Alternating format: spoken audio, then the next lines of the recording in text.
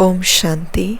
आज का वरदान, दाता की देन को स्मृति में रख, सर्व लगावों से मुक्त रहने वाले आकर्षण मुक्त भव। दाता की देन को स्मृति में रख, सर्व लगावों से मुक्त रहने वाले आकर्षण मुक्त भव। आकर्षण मुक्त कैसे बने, आज बाबा ने एक्सप्लेन किया।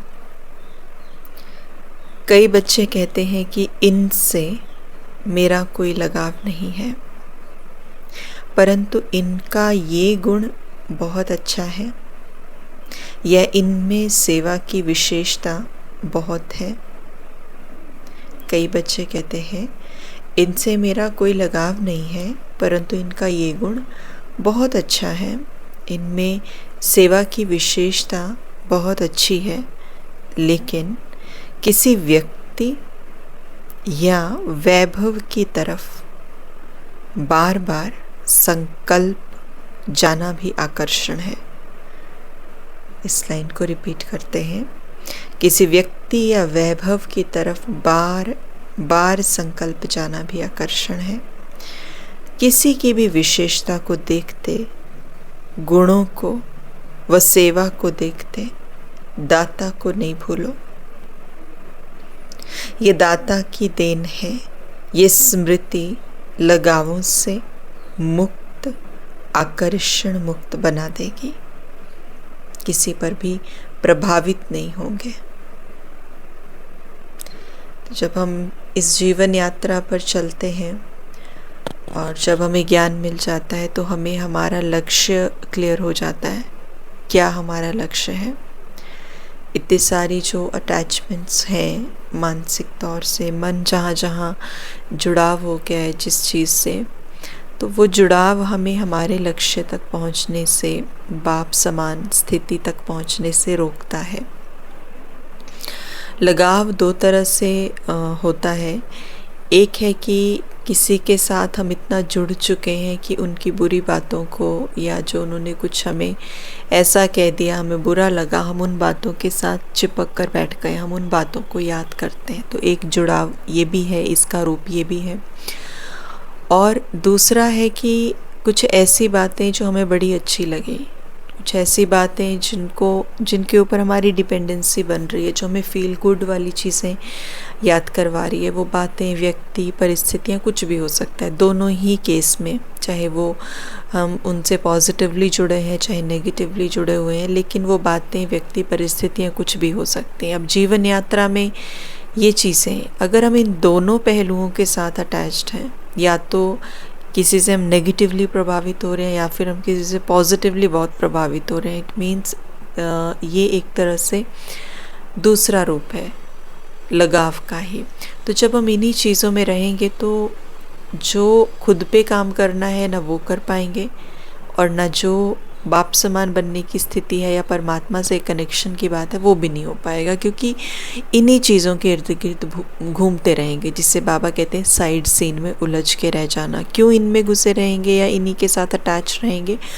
क्योंकि हमें लगेगा कि इनसे हमें कुछ मिलेगा, एक एक्सपेक्टेशन है, एक चाहना है, कुछ है, कि इसलिए हम उन चीज़ों के साथ, अगर कोई व्यक्ति अच्छे से बात कर रहा है तो we are like clinging to that particular person, कि इनसे मुझे कुछ अच्छा मिल रहा है क्योंकि मैं अटैच्ड हूँ, क्योंकि खुशी की डिपेंडेंसी वहाँ पे है।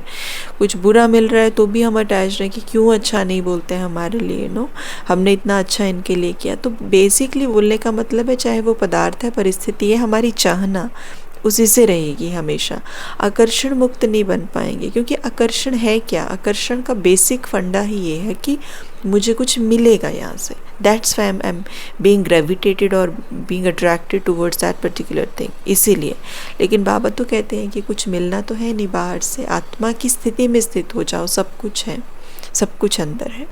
तो इसीलिए आकर्षण मुक्त हम बन पाएंगे जब समझ में आएगा कि एवरीथिंग इज इनसाइड, तो इसीलिए आकर्षण मुक्त। इसीलिए बाबा ने कहा दाता की देन को याद रखो कि वो गुण कहाँ से आया है, ताकि चीज़ों से, व्यक्तियों से ना अटैच हो के सीधा वहाँ अटैच हो जिसके समान तुम बनना चाहते हो। स्लोगन, ऐसे रूहानी सोशल वर्कर बनो जो भटकती हुई आत्मा को ठिकाना दे दो, भगवान से मिला दो। दिस इज सो ब्यूटीफुल, बहुत ही एक सुंदर स्टेटमेंट बाबा ने दी है यहाँ पर। बहुत सुंदर महावाक्य हमारे सामने है कि ऐसे रूहानी सोशल वर्कर बनो जो भटकती हुई आत्मा को ठिकाना दे दो और भगवान से मिला दो। इस दुनिया में कोई भी सोशल वर्क हम कर लें या जो करते होंगे हम उनको देख लें, इंडीड उनके काम के लिए वो रिस्पेक्ट है, होती है अंदर, और हम सोचते हैं कि एक किसी को खाना देना, कपड़े देना, किसी के जीवन को कंफर्टेबल बना देना, किसी के जीवन को आसान कर देना ना, रोटी कपड़ा मकान दे के, बहुत बड़ी बात है। लेकिन सबसे बड़ा जो सोशल वर्क है वो क्या है? किसी के मन को ठिकाना दे देना। क्योंकि मन जो है सब आत्माओं का, जिसे कहेंगे जन्म जन्म से भटक रहा है, बहुत समय से भटक रहा है। खुशी नहीं है, ठिकाना नहीं है, आराम नहीं आ रहा कहीं, सुकून नहीं आ रहा कहीं।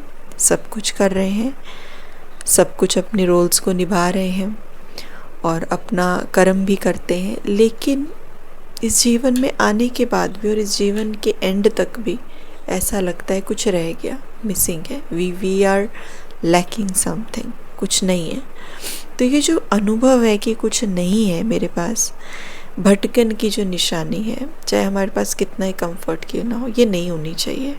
और ये है क्यों? क्योंकि हमें सब कुछ हर जगह से मिल जाता है, लेकिन जो सुकून है, सुकून, जो शांति है, आराम मिल सकता है दुनिया में, लेकिन जो सुकून है, वो अनुभूति है, जो शांति, आत्मा को तब तक नहीं मिलती जब तक उसे समझ नहीं आता, रियलाइज़ नहीं होता मैं कौन, मेरा कौन है। तो इसीलिए बाबा ने कहा ना कि रूहानी सोशल वर्कर अगर बनना है तो ऐसे बनो जो भटकती हुई आत्मा को ठिकाना दे दे, भगवान से मिला दे, क्योंकि उसे सुकून मिल जाएगा, उसे वो सुकून मिल जाएगा उसको जो जन्म जन्म नहीं मिला। तो ये सोशल सेवा हमें करनी है। ओम शांति।